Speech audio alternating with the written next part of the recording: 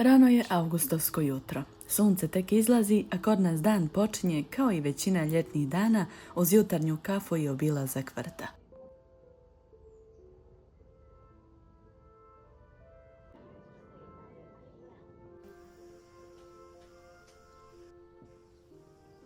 Zalijevanje cvijeća i povrća, a onda uzimam i kosačicu.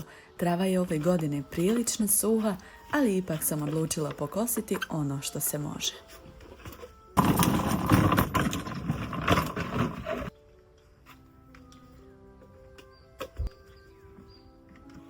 Krenula sam iz pretkuće, a onda prešla i iza kuće na istočnu stranu vrta gdje se nalaze naša drvena garaža i mali povrtnjak.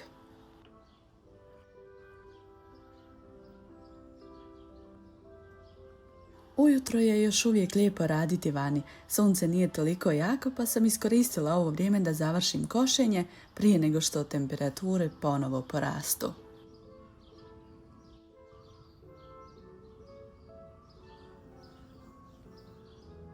Osim trave, naravno ima i korova, ali ima i dosta ovog suhog cvijeća. U neko normalno ljeto bih ga vjerovatno već počistila, ali ove godine sam odlučila da ga ipak ostavim. Kiše nema danima, temperature su veoma visoke, a mi biljke zalijevamo tek toliko da prežive. Koliko god zalijevali, prirodnu kišu ništa ne može nadomjestiti.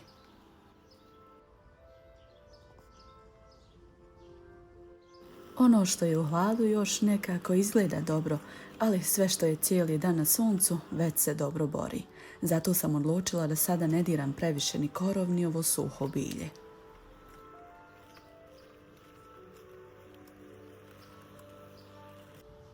Možda vrt zbog toga ne izgleda uredno kao i inače, ali vjerujem da će tako zemlja i biljke ipak biti malo zaštićenije od ovog jakog sunca.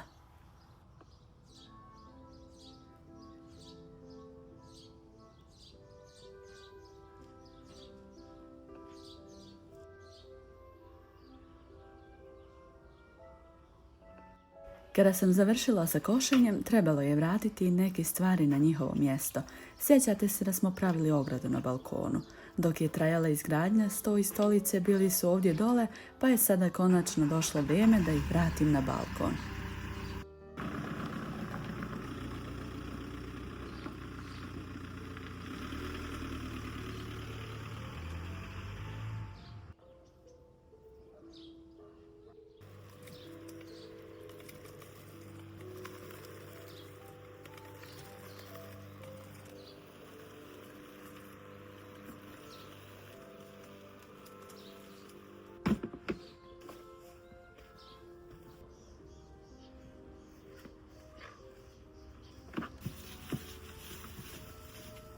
Sto sam prvo oprala načesmi, a onda ga odnijela gore i vratila zajedno sa stolicama.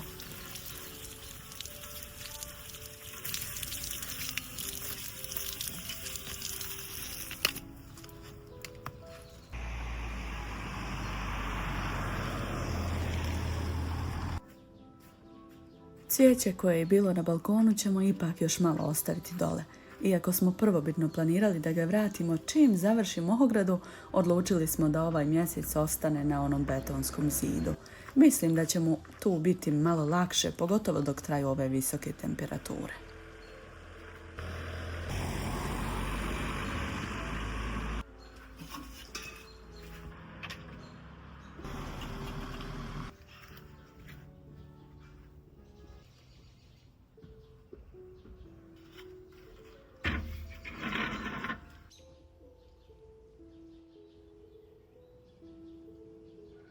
Nakon svega toga, bilo je vrijeme da se i kosačica spakuje.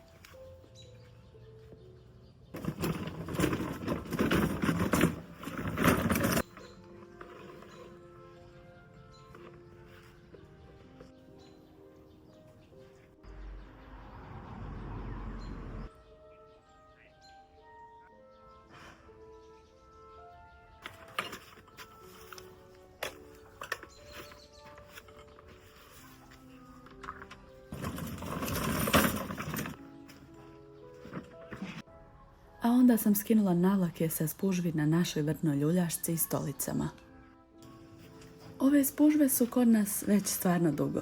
Dobili smo ih od moje rahmetli svekrve još dok smo Armin i ja živjeli u svekrovoj kući. Na nekima se čak još uvijek može vidjeti materijal stare navlake. A taj materijal je od svekrvinih dimija. Ona je mnogo voljela njegovati naše običaje i često je kod kuće nosila dimije, odnosno tu tradicionalnu narodnu nošnju koju su žene u našim krajevima nekada često nosile. A ove narandžaste navlake napravila sam ja. Iskoristila sam naše stare zavjese i od njih sašila navlake. Nisu više ni one kao nove, na nekoliko mjesta su čak pretrpjele oštećenja od vatre prilikom roštiljanja. Ali dobro, mi sve koristimo dok god može.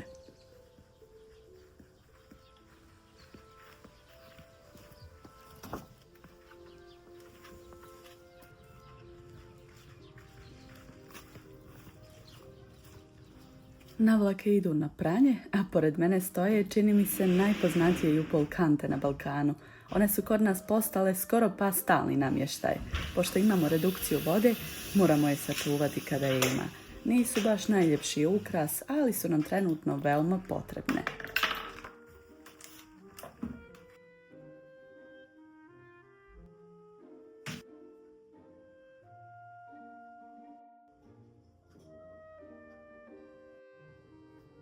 A onda je vrijeme za obrok. Nisam pravila ništa posebno. Ostalo nam je hrane od večere i odlučila sam da to pojedemo.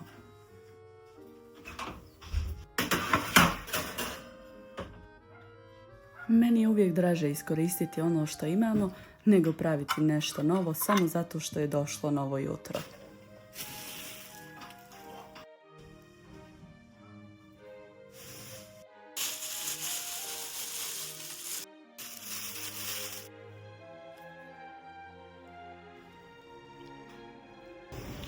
U međuvremenu sam oprane navlake iznijela napolje i poredala ih na sušilo.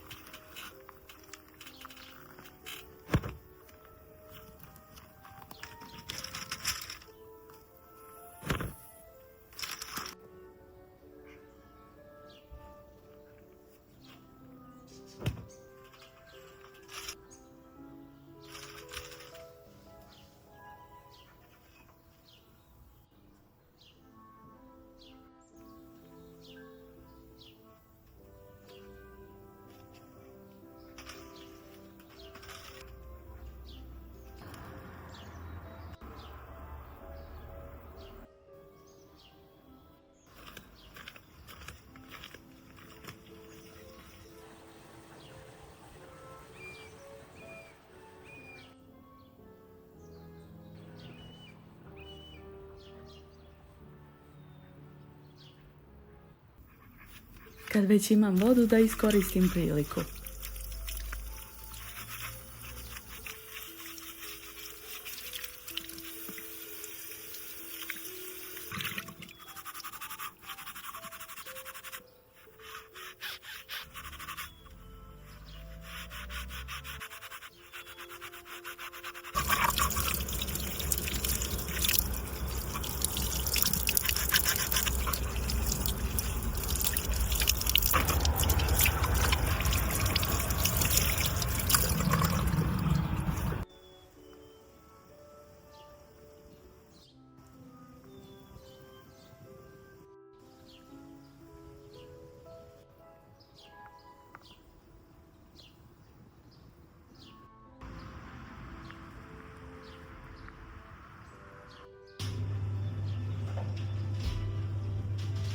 U kući je za to vrijeme mašina za suđe već radila, kuća je bila očišćena, a ja sam mogla preći na još jednu malu stvar koju sam planirala napraviti.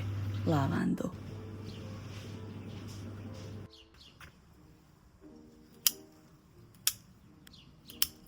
Otišla sam u vrt i odsjekla nekoliko grančica za jedan mali buketić. Uzela sam jednu staru papirnu vrećicu koju sam odlučila ponovo iskoristiti.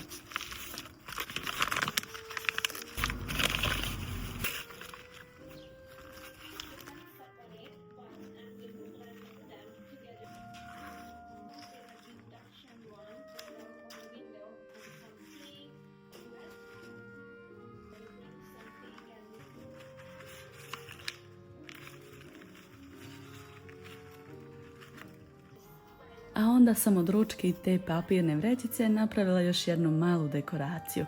Ona će završiti na jednom od domaćih poklona za jednu divnu ženu. Meni su iskreno ovakvi pokloni najdraži. Najviše volim kada nekome mogu pokloniti nešto što je domaće, nešto iz našeg vrta ili nešto što sam sama napravila. Ne mora biti ništa posebno ni skupo. Meni upravo ovakve sitnice imaju najveću vrijednost.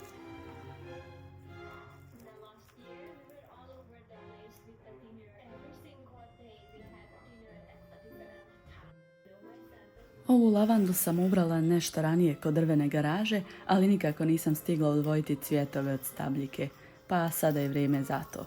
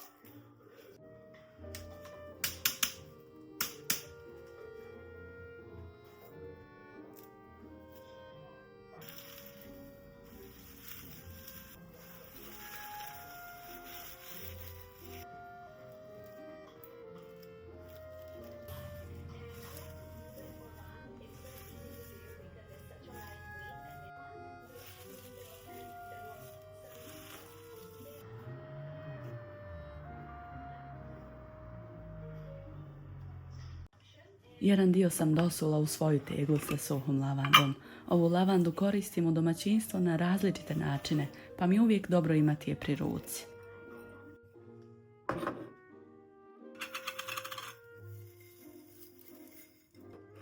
Drugi dio sam stavila u staklenku, preko sam stavila komad papira od one iste papirne vrećice i povezala konce.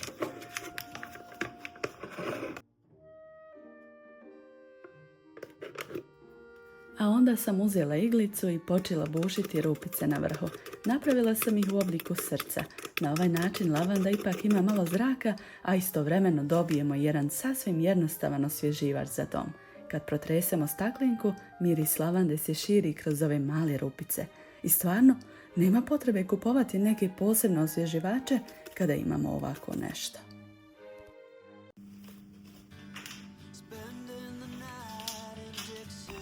U međuvremenu prvo sam pokupila čiste navlake kako bi ih vratila na spužve.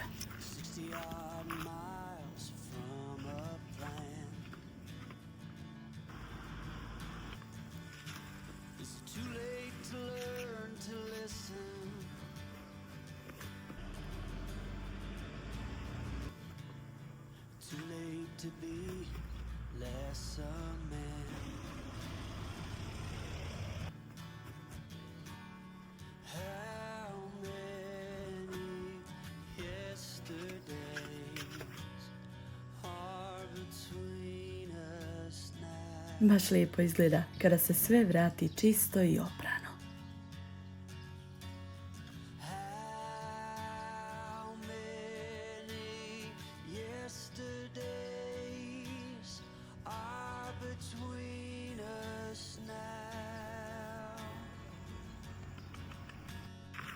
A onda sam na sušilo stavila drugu korpu mokrog veša. Kod mene se jedna tura tek skine, a druga već čeka.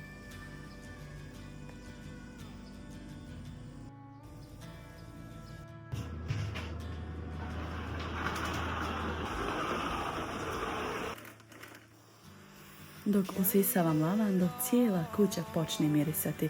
To je zapravo još jedan od načina na koji je volim koristiti. Malo se prospe, usisa i miris se proširi po kući.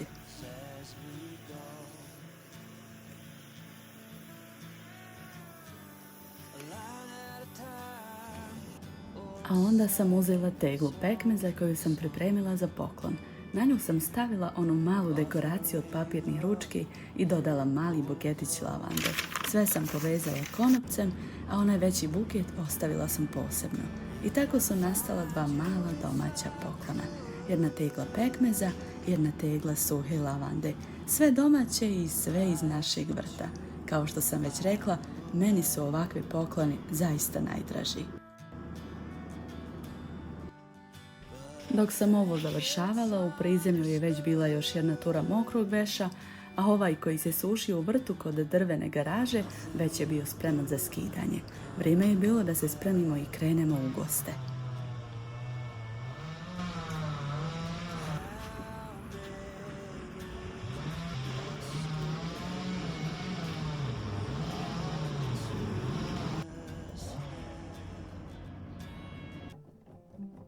Usput smo prošli kroz moje rodno mjesto, Đurđevik, i svaki put kada se vozim kroz svoje rodno mjesto, pojavi se toliko uspomena.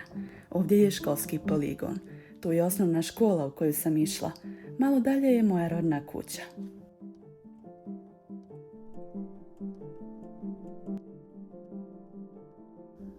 A onda se približavamo i još jednoj osnovnoj školi koju sam također pohađala. Zanimljivo je kako čovjek kada se vrati u mjesto gdje je odrastao, počne primjećivati neke stvari koje mu kao djetetu nisu značile ništa posebno. A danas svaki taj put, škola, kuća ili neka ulica odmah vrate neku uspomenu.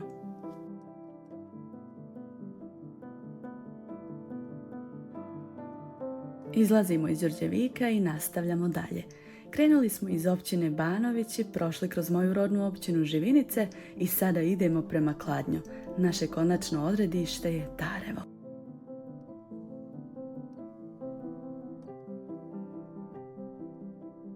Pozvali su nas Kasmina i njen suprug Sead.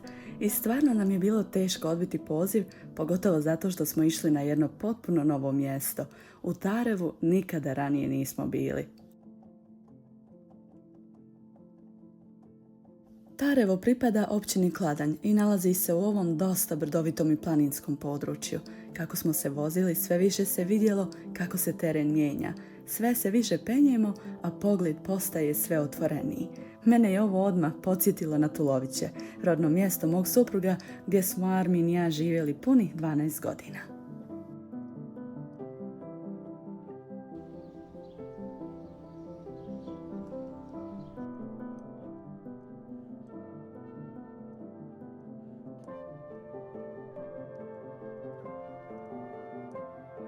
A onda smo stigli. Nismo se puno zadržavali pred kućom.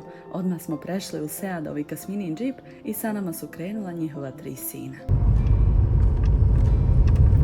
Selam aleikum narode. Do mraka nismo imali mnogo vremena, pa su odlučili da nas malo provozaju i pokažu nam svoje selo. I moram vam priznati, već nakon nekoliko minuta, meni je bilo jasno da ćemo imati šta snimati.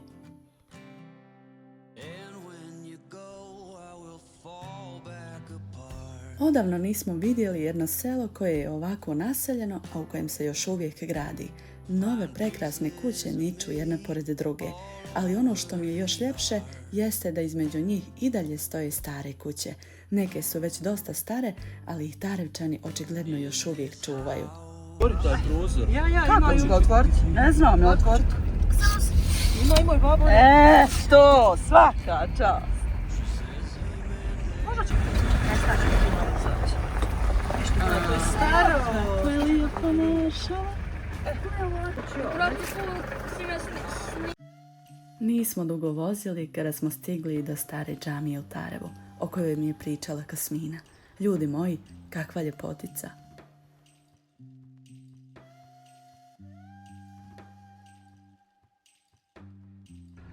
Kakav sanduk? Pa ono, kao, znaš, ono, baš je... Čim sam ušla unutra, prvo što sam osjetila bio je miris ovog starog drveta. To vam stvarno ne mogu prenijeti preko kamere. Neke stvari morate doživjeti uživo.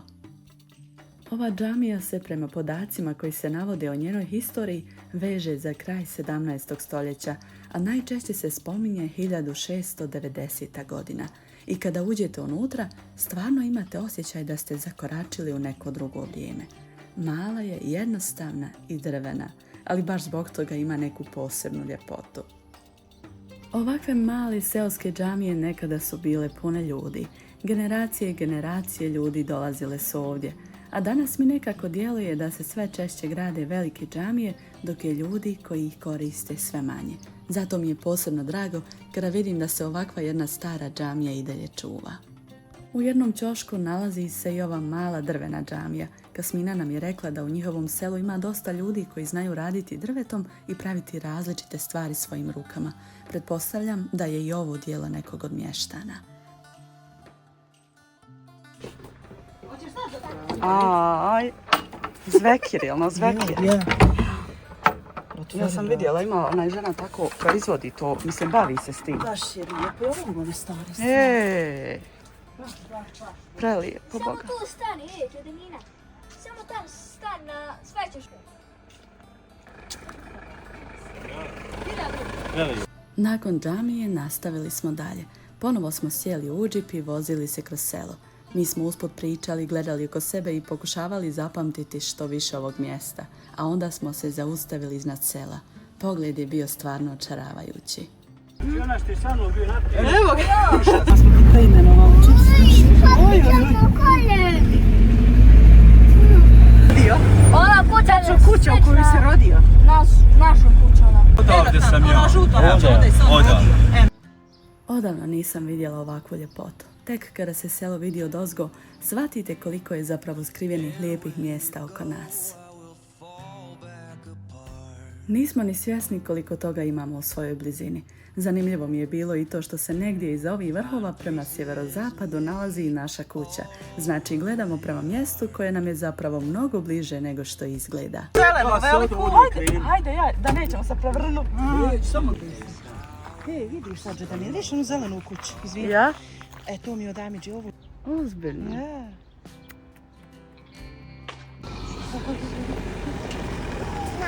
Dronom sam uhvatila i kadar njihovog novoizgrađenog doma, a zatim i vidikovac i još nekoliko prekrasnih pogleda, a poslije smo ponovo sjeli u džip.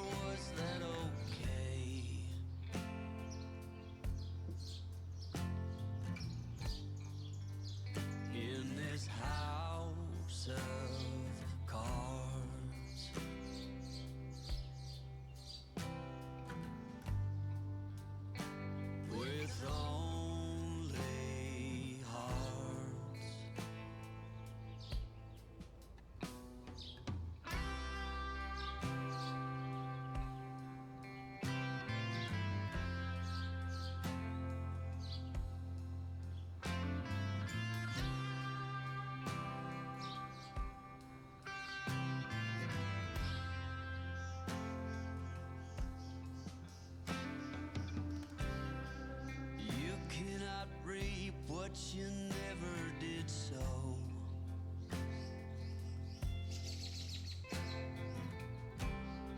You cannot learn what you never won't know.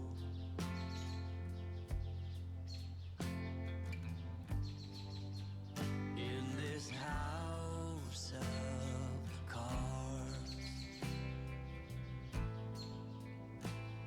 Idemo sad. Idemo. I odavde se bakna kuća. Samo što mene strah. In this house of cards.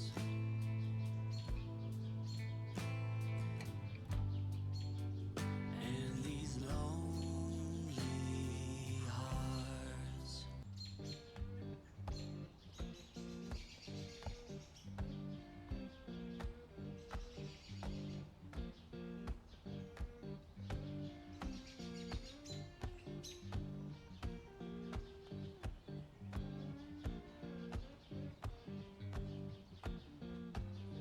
Magnolia town was humming, smoke lay on the ground. Yeah, Magnolia town was humming, smoke lay on the ground.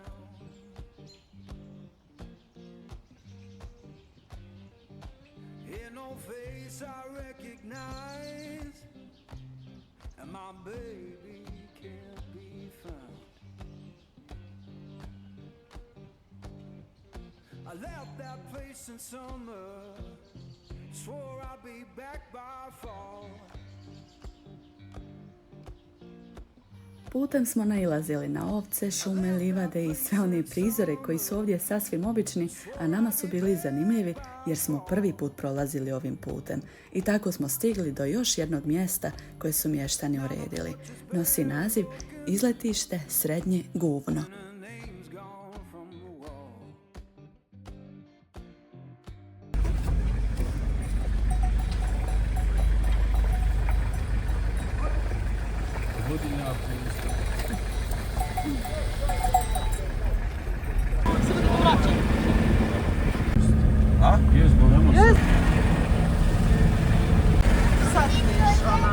U planinu. Ono brdo, ono gore. To je suho drveće, vjetromeđa, živice, voda i pada. Ono je još uvijek u izgradnji, ali već sada se vidi koliko je truda uloženo. Mještani su svojim vrijednim rukama napravili mnogo toga što ovdje vidite. Zajedno sa Seadom radili su na uređenju ovog prostora i baš mi je drago vidjeti kada ljudi ovako nešto naprave za svoje selo. Nije sve gotovo, ali već sada možete zamisliti kako će izgledati kada se sve završi. Napravili smo još nekoliko snimaka iz zraka i krenuli nazad. Svi su bili već prilično gladni, a i mrak se polako spuštao. Onaj dron sa te njive, bože. Jes, bome dobar čin. With this guitar, strings all like they know.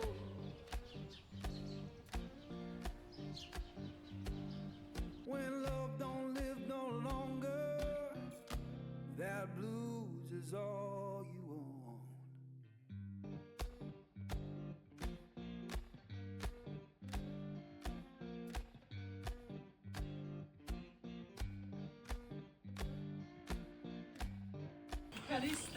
Vidio je ovo.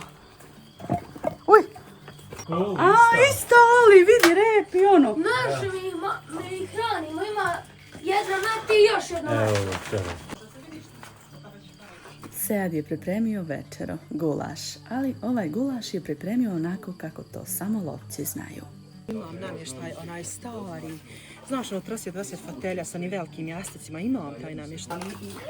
Ha, pa udigaj se. Zatvori se. Tu nalazi. Šta se nalazi tu? Igračke. Ha? Gdje da vidimo? Ajde, otvori da vidim. O, pa šta je to? Ne znam, ekač. Igračke.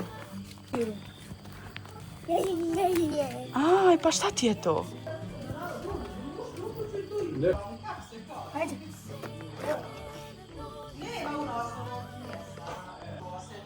Ja, tu je bolesno, ja baš.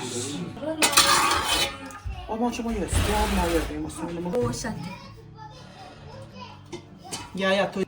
De Allah ti? Moramo ti pokupiti šta da ne povlupaš. Allah te nagradio. Kako ona trebala se to ponijeti tamo sa... Mirisao je stvarno odlično, a Kasmina je za to vrijeme u kući postavljala jelo na sto. I sve je izgledalo toliko domaće i ukusno da smo jedva čekali sjesti.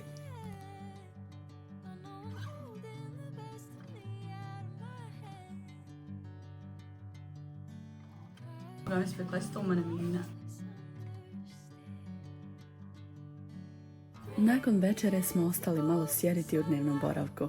Pili smo kafu i jeli 2 deserta koje je i Kasmina pripremila, a onda se začuo ezan. Morala sam izaći na njihov balkon da to snimim.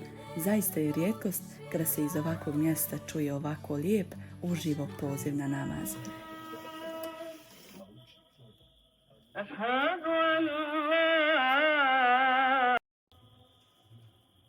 أشهد أن محمد رسول الله.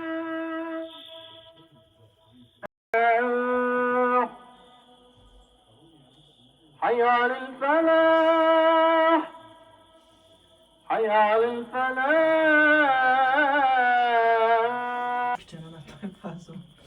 Vi od Amelije, jel da? Jej Bože. A kakav je ukus njegov? Je li isti koji je Pa ovaj... puštam ga da suzrije pa ću probati. Ja. Pa isto paradajsku. Ma da ja. 2 fotografije za uspomenu, jer kada se prvi put negdje družimo, mora ostati neka zajednička fotografija. Već je potpuno pao mrak i bilo je vrijeme da krenemo kući.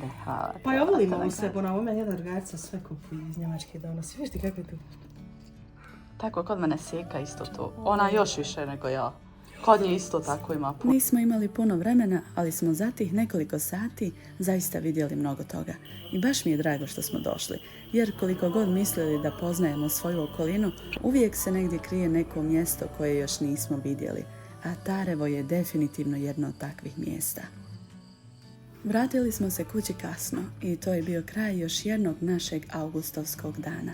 Hvala vam što ste i ovaj put bili sa nama. Vidimo se u narednom vlogu.